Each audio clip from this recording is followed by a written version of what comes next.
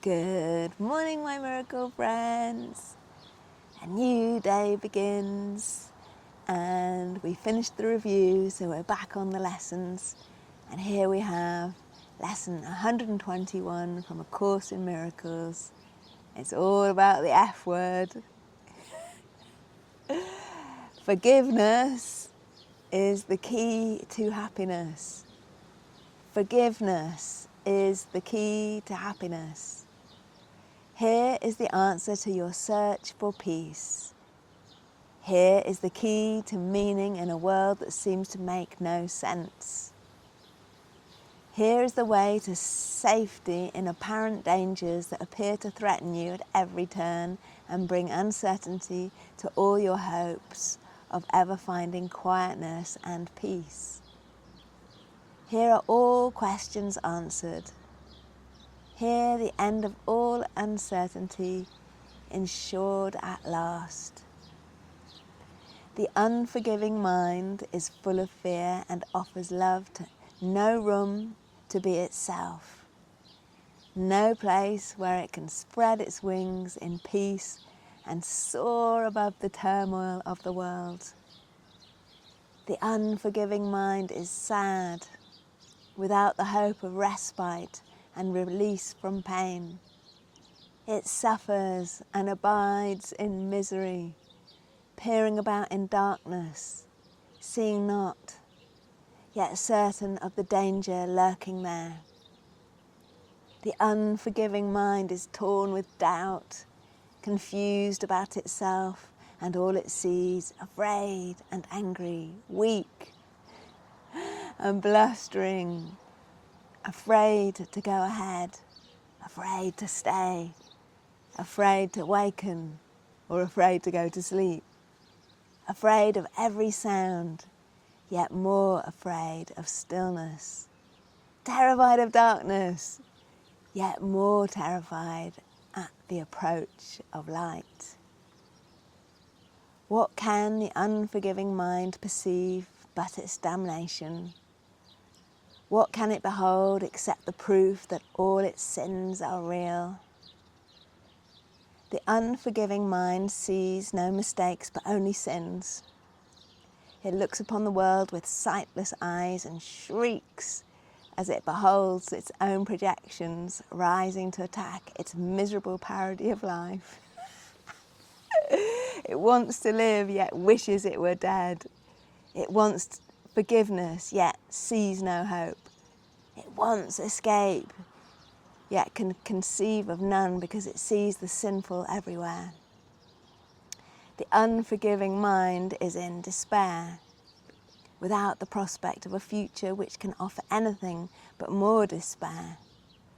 Yet it regards its judgment of the world as irreversible and does not see it has condemned itself to this despair. It thinks it cannot change. For what it sees bears witness that its judgment is correct. It does not ask because it thinks it knows. It does not question, certain it is right. Oof, doesn't sound fun being in the unforgiving mind. Forgiveness is acquired. It is not inherent in the mind, which cannot sin. A sin is an idea you taught yourself. Forgiveness must be learnt by you as well, but from a teacher other than yourself, who represents the other self in you. Through him you learn how to forgive the self you think you made and let it disappear. Thus you return your mind as one to him who is yourself and who can never sin. Each unforgiving mind presents you with an opportunity to teach your own how to forgive itself. Each one awaits release from hell through you and turns to you imploringly for heaven here and now. It has no hope, but you become its hope. And as its hope, do you become your own. The unforgiving mind must learn through your forgiveness that it has been saved from hell. And as you teach salvation, you will learn Yet all your teaching and your learning will be not of you, but of the teacher who has given you to show the way to you. Today we practice learning to forgive. If you are willing, you can learn today to take the key to happiness and use it on your own behalf. We will devote 10 minutes in the morning and at night another 10 to learn how to give forgiveness and receive forgiveness too. The unforgiving mind does not believe that giving and receiving are the same. Yet we will try to learn today that they are one through practicing forgiveness towards one whom you think of as an enemy and one who you consider as a friend. And as you learn to see them both as one, we will extend the lesson to yourself and see that their escape includes yours. Begin the longer practice periods by thinking of someone you do not like, who seems to irritate you or to cause regret in you if you should ever meet him. One you actively despise or merely try to overlook. We all know who they are. We've all got someone at least. It does not matter what the form your anger takes. You probably have chosen him or her already. That one will do. Now close your eyes and see him or her in your mind and look at them a while. Try to perceive some light in them somewhere. A little gleam which you have never noticed. Try to find some little spark of brightness shining through the ugly picture that you hold of him or her. Look at this picture till you see a light somewhere within it, and then try to let this light extend until it covers that person and makes the picture beautiful.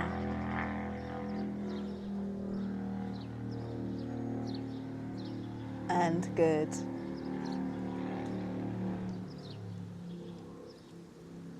Look at this changed perception for a while and turn your mind to one you call a friend. Try to transfer the light you learned to see around your former enemy to the friend. Perceive the friend now as more than friend to you, for in the light, his holiness shows you, your Saviour, saved and saving, healed and whole. Then let him offer you the light you see in him, and let your enemy and friend unite in blessing you with what you gave. Now are you one with them, and they with you? Now have you been forgiven by yourself? Do not forget throughout the day the role forgiveness plays in bringing happiness to every unforgiving mind, with yours among them. Every hour, tell yourself, forgiveness is the key to happiness. I will awaken from the dream that I am mortal, fallible and full of sin, and now I am the perfect Son of God. This is a good lesson. I've had to use this lesson on many people, and eventually you start seeing yourself in everybody. That annoying person is you. You are them. And it does lead to happiness, and the unforgiving mind does lead to misery. So this is hard work, I know, because you've got all the reasons in the world why you don't want to forgive them, and what they did to you and how they behaved and this and that. And generally we've exaggerated that story as the years have gone by, and we've created this strong narrative about said person. But honestly, if we can just be willing to see the light in them, we free ourselves at the same time. And they are us anyway, so you're just delaying your happiness. Beloved, divine, loving light, forgiving light within us. And in the Course in Miracles, sin is not seen as something that you have done wrong or someone else has done wrong. They just missed the target. You know, whatever they did, they thought was the right thing to do in that moment with that state of consciousness. You know, I'm not saying that all the horrible things in the world are justified, but the level of consciousness that created those acts is limited and missed the target. So it needs more light, it needed more light. So anyway, beloved divine, the perfect day already exists, full of light and forgiveness and happiness.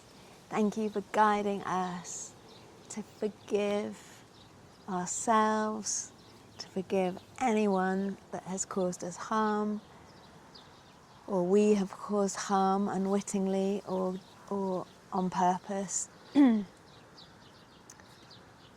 Where would love and forgiveness have me go today? What would love and forgiveness have me do today? What would love and forgiveness have me say or not say today? And to whom? I love you. Please forgive me. I'm sorry. Thank you. The Ho'oponopono works every time. I love you, please forgive me, I'm sorry, thank you, in any order. Now, when you call someone up to your mind, if you do this exercise, and you just don't want to do it, just blast them with love and forgiveness and gratitude, and release yourself from that self-made prison. And have an amazing day. See you tomorrow.